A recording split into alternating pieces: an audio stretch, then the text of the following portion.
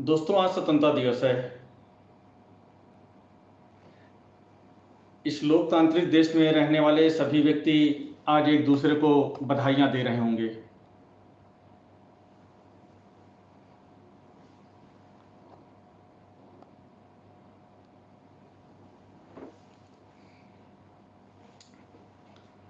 बधाइयां देनी भी चाहिए। बड़ी मुश्किल से देश को आज़ादी मिली थी। न जाने कितने लोगों ने अपनी कुर्बानियां भी दी थी।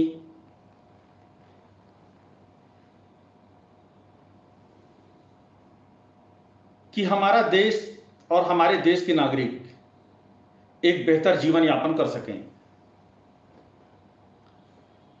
स्वतंत्रता का मतलब एक शिक्षित व्यक्ति ही समझ सकता है। स्वतंत्रता का मतलब एक शिक्षित व्यक्ति ही समझ सकता है। जो शिक्षित नहीं है वो समझ ही नहीं पाएगा स्वतंत्रता मिली किस बात की हमें है। स्वतंत्रता इस बात की नहीं मिली है कि आपको उत्तर प्रदेश से दिल्ली जाना है। ये पहले भी स्वतंत्रता आपको मिली हुई थी कि आप अपने देश के अंदर कहीं भी भ्रमण कर सकते थे। स्वतंत्रता का अर्थ एक शिक्षित व्यक्ति, शिक्षित समुदाय ही सही ढंग से समझ सकता है। स्वतंत्रता मिली थी आपको शिक्षा प्राप्त करने की। स्वतंत्रता मिली थी आपको आर्थिक विकास करने की।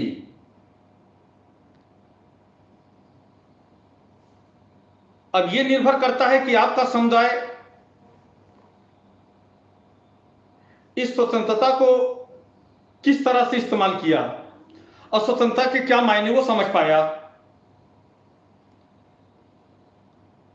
स्वतंत्रता आपको अपने वर्ग के विकास के लिए भी मिली थी।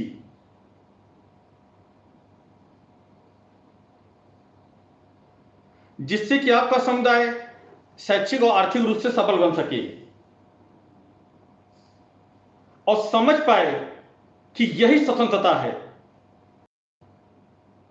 जो वर्ग आज अशिक्षित है वो कभी भी नहीं समझ पाएगा कि स्वतंत्रता के असली मायने होते क्या हैं। राष्ट्रगान गा लेने से, झंडा लेके चल लेने से यह स्वतंत्रता तो आपको पहले भी मिली थी आचरण और कार्य करने की।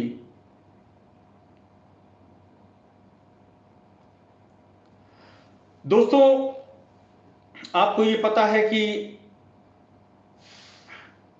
मैं एक सामाजिक कार्यकर्ता भी हूं। बेवजह के भाषण देने का कोई मतलब नहीं होगा हमारे लिए। मुद्दे की बात पे आता हूं और मुद्दे की बात आपसे करूंगा। दोस्तों, आप जिस समुदाय वर्ग में आते हैं, आजादी के बाद बहुत से वर्ग और समुदाय आजाद हुए अपनी शिक्षा के लिए, अपनी आर्थिक प्रगति के लिए और अपनी राजनीतिक प्रगति के लिए।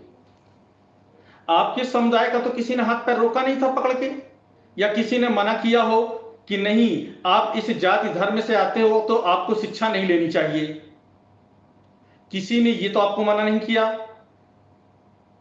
कि आप इस जाति धर्म से आते हैं तो आपको आर्थिक विकास भी नहीं करना है।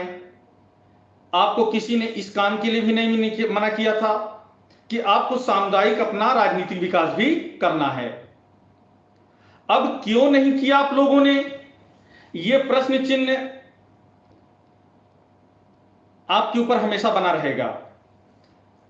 जब एक वर्ग और समुदाय इसी सीमित समय में, इसी 74 साल में अपना आर्थिक विकास करके देश के आर्थिक विकास में अपना योगदान दे रहा है, एक वर्ग यही अपनी शिक्षा का विकास करके देश के शैक्षिक विकास में अपना योगदान दे रहा है, एक वर्ग अपने समूह का संगठन बना के राजनीतिक विकास कर देश की राजनीतिक नीतियों में अपना योगदान दे रहा है, वहां पे आपका समुदाय कैसे पिछड़ गया? क्या वाकई आपने आजादी का मतलब सिर्फ नाच गाना, खाना पीना, मौज मस्ती और समय व्यतीत करने को ही समझा था?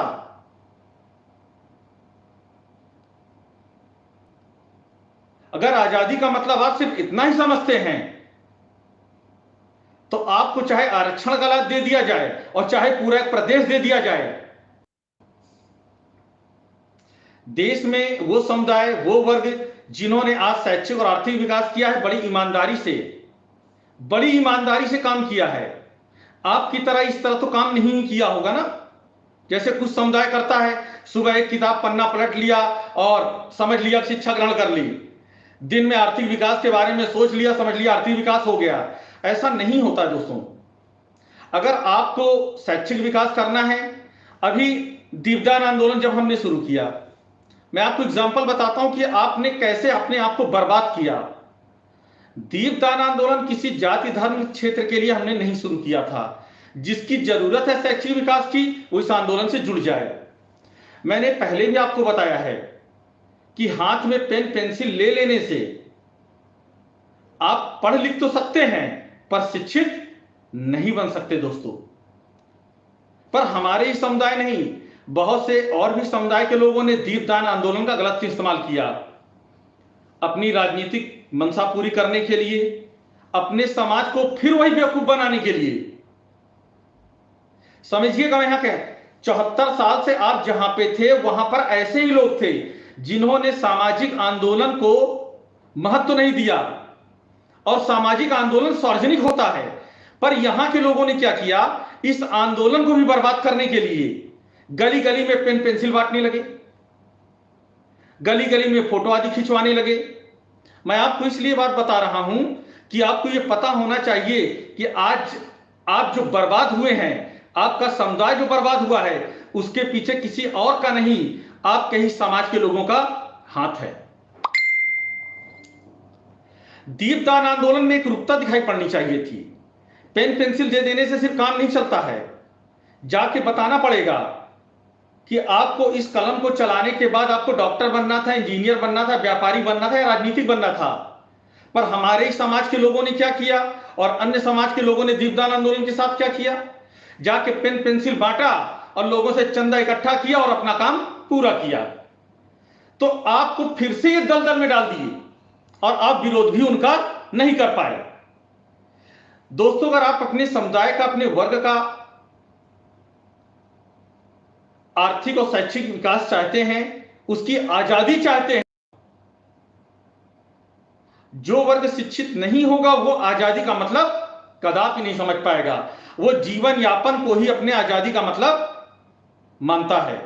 और आज वो समुदाय समाज के जहां सार्वजनिक विकास में,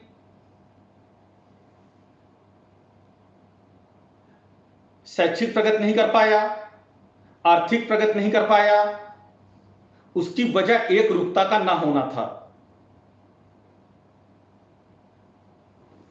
ब्रह्मजीत सरोज जी मैसेज डाल रहे हैं कि एकता नहीं है। ब्रह्मजीत सरोज जी, एकता बनाने के लिए अनुशासन का प्रयोग करना पड़ेगा आपको। मैं अपनी बात जारी रखूंगा क्योंकि इस मित्र के स्क्रीन पे क्वेश्चन आ रहे हैं, तो इस क्वेश्चन का मैं जवाब भी दूंगा। एक रूपता बनाए रखने के लिए दीपदान आंदोलन था। गली गली में अभी जब इस आंदोलन की नकल करके लोगों ने अच्छा समझा कि इस तरह का कोई व्यवहार अगर हम करेंगे तो हमारी पॉपुलैरिटी बढ़ जाएगी और हमें राजनीति में टिकट मिल जाएगा। मैं आपको बता दूं दोस्तों, राजनीति में मूर्खों को नहीं लिया जाता और ना ही नकलचियों को लिया जाता है। बिल्कुल स्पष्ट बता दूं, उठा के 74 साल का इतिहास देख लीजिएगा। आपके समाज में जो भी मूर्ख और नकलची लोग रहे हैं, वो दलाल तो बन पाए हैं, कभी नेता नहीं बन पाए हैं। ब्रह्मजीत सरोज जी, मैं आपके माध्यम से स्पष्ट करना चाहता हूं, जैसे दीपदान आंदोलन आज उत्तर प्रदेश और देश के हर जिले और गांव में चल रहा था, अगर लोगों ने पेन पेंसिल बांटने की उस क्रिया को दीपदान आंदोलन बताया होता तो आप शक्तिशाली बन जाते। पर ऐसा आपके समुदाय के लोगों ने नहीं किया। अपने व्यक्तिगत लाभ हित के लिए इस आंदोलन को जब शुरुआत किया तो लोगों ने देखा कि यही एक आंदोलन है, लोग इकट्ठा हो पा रहे हैं, तो गली गली गांव गांव में उन्होंने पेन पेंसिल बांटना शुरू किया।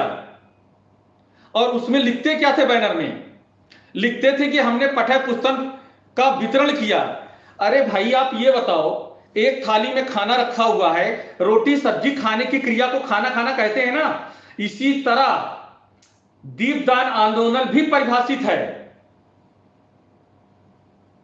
अगर आप कहीं पठन पाठन पुस्तक आदि सामग्री का वितरण समाज के किसी भी वर्ग में शैक्षिक विकास के लिए कर रहे हैं, उसे दीपदान आंदोलन ही कहा जाएगा।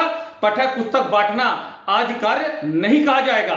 मैंने कहा ना कि आजादी का मतलब एक शिक्षित।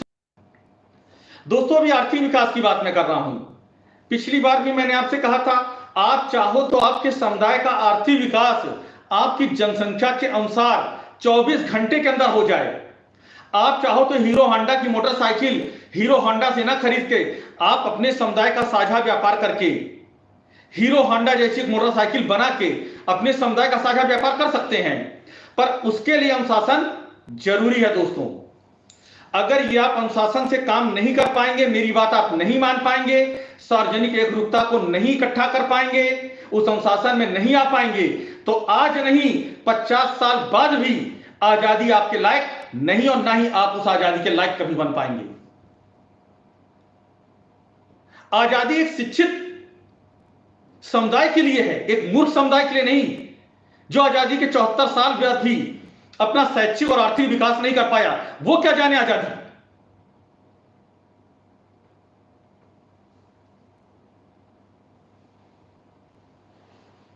दोस्तों आंदोलन कोई बच्चों का खेल नहीं है, बहुत त्याग तपस्या करनी पड़ती है।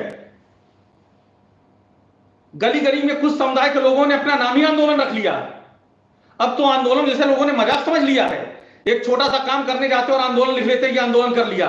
आंदोलन की परिभाषा भी लोग जानते हैं, उस समुदाय के लोग बस अपनी व्यक्तिगत लालसा और महत्वाकांक्षा को पूरा करने के लिए इस समाज में जो आर्थिक और शैक्षिक विकास चल रहा था उसको भी इन्होंने बर्बाद कर दिया। इसके दोषी हम नहीं होंगे, इसके दोषी आप होंगे, क्योंकि आपने गलत काम को भी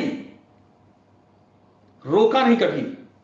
अगर आज इसी गलत काम और गलत आचरण को आपने रोक दिया होता तो आपके समाज का शैक्षिक आर्थिक विकास भी हो गया होता। शोषण भी इसीलिए होता है आपका, शोषण भी इसीलिए होता है क्योंकि आप लोगों ने राजनीति को भी मजाक समझ लिया। राजनीति में भी विचारधारा का होना जरूरी है। मैंने कई बार आप लोगों से कहा है, जिस समुदाय में विचारधारा नहीं होगी वो समुदाय कभी भी राजनीतिक प्रगति नहीं कर सकता है। राजनीतिक विचारधारा के अंदर सामाजिक शैक्षिक ये दोनों विषय का समावेश होता है। आप आर्थिक रूप से कमजोर हैं, आप शैक्षिक रूप से कमजोर हैं, विधानसभा में क्या जाके नाटक नौटंकी करेंगे आप। विधानसभा में कट गया था, मैं रिपीट कर रहा हूं दोस्तों, विधानसभा या लोकसभा में उस व्यक्ति को भेजिए जो आपके समाज का प्रतिनिधि कर सके, आपके समाज के शैक्षिक और आर्थिक विकास के लिए नीतियां बना सके। उस समाज को, उस व्यक्ति को कदापि ना भेजिए जो विधानसभा लोकसभा में जाने के बाद राजनीतिक एजेंडे पे दिन भर अपने राजनीति की बातें करता है कि हमारा दल ये कर रहा है, हमारा दल वो कर रहा है, हमारा दल अनाज बांट रहा है, हमारा दल गेहूं बांट रहा है। अब तो नाटक नौटंकी हो गई है। क्यों ना आपका समाज शोषण का शिकार हो। आपने अपना राजनीतिक प्रतिनिधि इतना गंदा और इतना कमजोर दिया है कि लोकसभा विधानसभा में जाके बोल पाने तक की हिम्मत नहीं कर पाता। सोशल मीडिया पर आप हमें क्या बताओगे। एक मेंबर ऑफ पार्लियामेंट, एक मेंबर ऑफ लेजिस्लेचर असेंबली अगर सोशल मीडिया पे ये कहता है कि हमारे समाज को ये हक चाहिए, हुकूक चाहिए, ऐसे मेंबर ऑफ पार्लियामेंट, ऐसे मेंबर ऑफ लेजिस्लेचर असेंबली मतलब विधायिका को तत्काल अपने समाज के राजनीतिक मोर्चे से ही हटा दीजिए। विधानसभा और लोकसभा में जाके अपनी बात उठाए ना। मूर्खों की तरह ये सोशल मीडिया पे बात उठाता है और ये समाज भी बहुत बड़ा मूर्ख है। लोकसभा विधानसभा में इस तरह के प्रतिनिधि भेजना चाहिए जो जाके आपके मुद्दे की बात रख सके। वहां पे जाके सरकार का प्रतिनिधि ना करे, उसे आपका प्रतिनिधि बन के बोलना चाहिए, सरकार का प्रतिनिधि बन के नहीं बोलना चाहिए। वो चाहे आज की बात हो या आजादी के इतने सालों से आपने जिस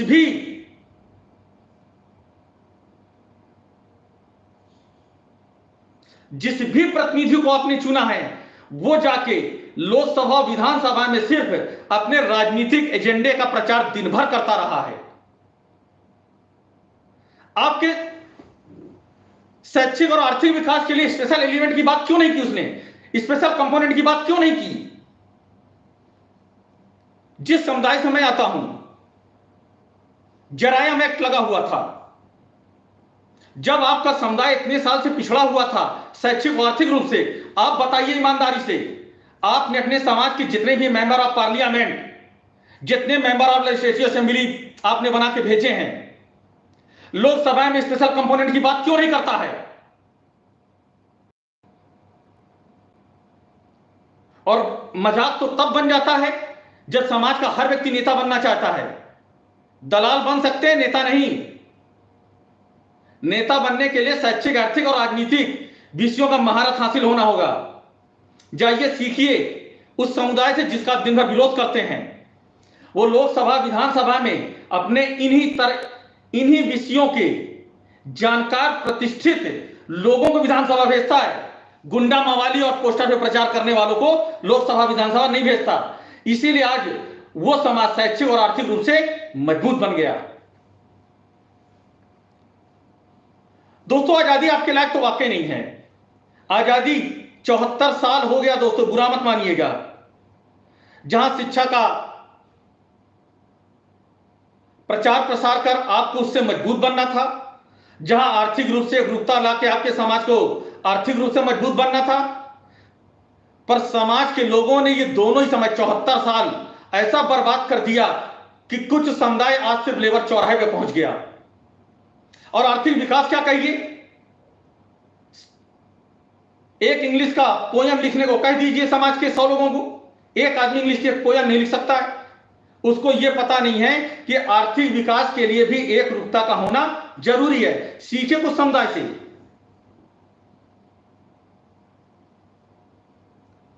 दोस्तों, आज आजादी है।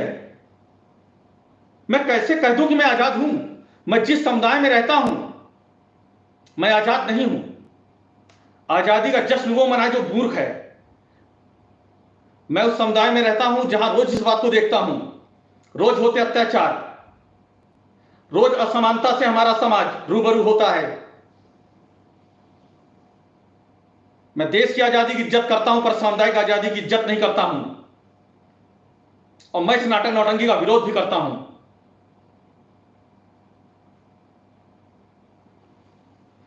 राहुल जी, आपने शिक्षा की बात लिखी है, मैं आपकी बात सुन रहा हूं, देख रहा हूं। अशिक्षा की वजह क्यों ना हो?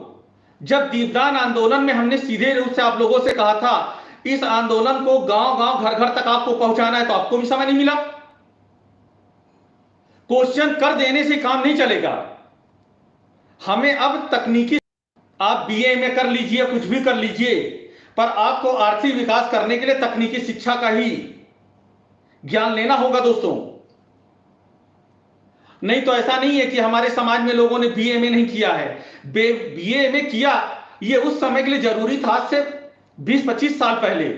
अब जहां हमारे बच्चों को 2035 और 40 में जीना है, वहां पे हमें नजर बनाए रखना है कि 2035 और 40 में शिक्षा की किस विधा का ज्ञान हमें अपने युवाओं को देना है, जिससे आने वाले समय में हमारा समाज अब बेरोजगार ना हो। सिर्फ किताबी ज्ञान ले लेने से कोई समाज शिक्षित नहीं होता है दोस्तों। मैं अपने उन सभी दोस्तों से अनुरोध करूंगा, दीपदान आंदोलन उत्तर प्रदेश के लगभग हर जिले में अपना काम कर रहा है, उसके साथ ईमानदारी से समय दीजिए ना।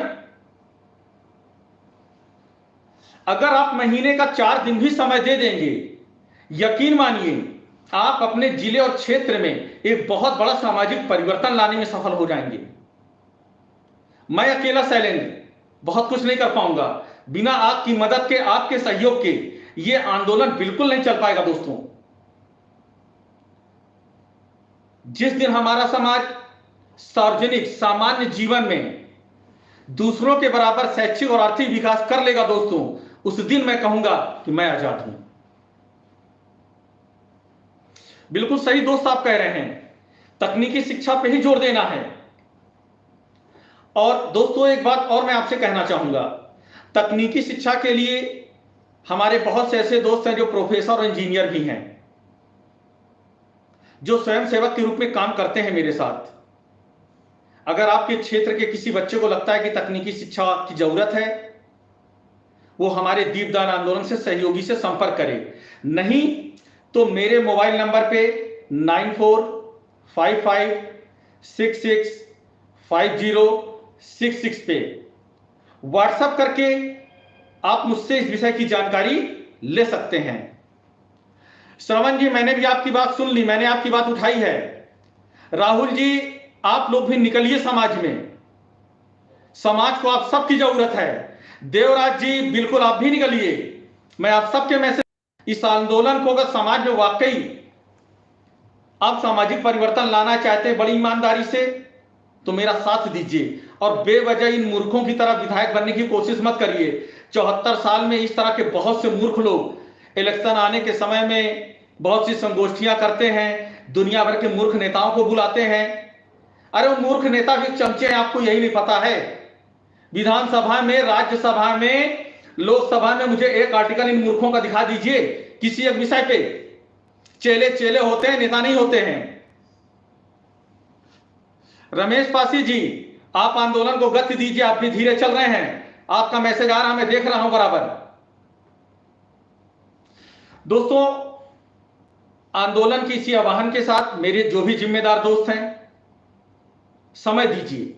यकीन मानिए, आपका दिया हुआ समय इस समाज के लिए बहुत ही मूल्यवान है।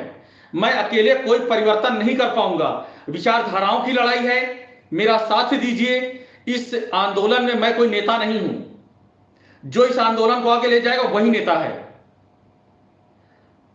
जो लोग शिक्षित हैं, जो समुदाय शिक्षित है, उन्हें स्वतंत्रता दिवस की बहुत बहुत शुभकामनाएं और बधाई।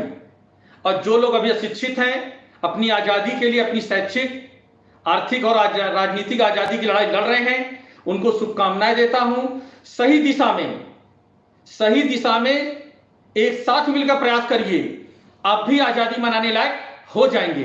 धन्यवाद दोस्तों।